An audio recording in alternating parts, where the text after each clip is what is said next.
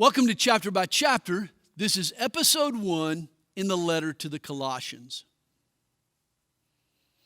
Colossians chapter 1 tells us all Christians have been translated from one kingdom to another, from a land where the sun never shines to a land that's ruled by the Son of God's love. What a blessing to be ruled by a lover rather than a tyrant.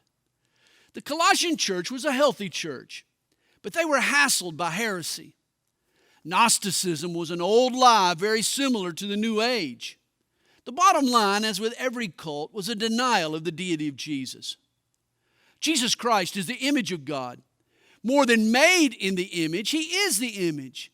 Not merely a sculpture of God, Jesus is God in substance.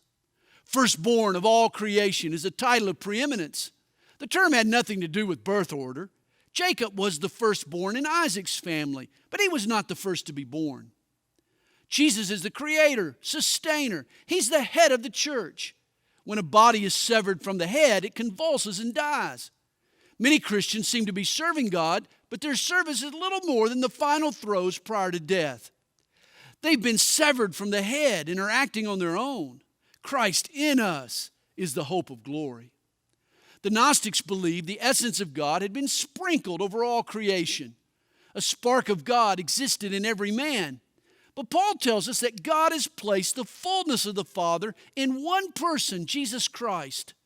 God's deity is not shared or sprinkled. He's made only one deposit. If a man wants to know God, it's worthless to look within until he's first looked to the cross of Jesus. Thanks for joining us for Chapter by Chapter. If this daily devotion helps you get into God's Word, we hope you'll tell a friend.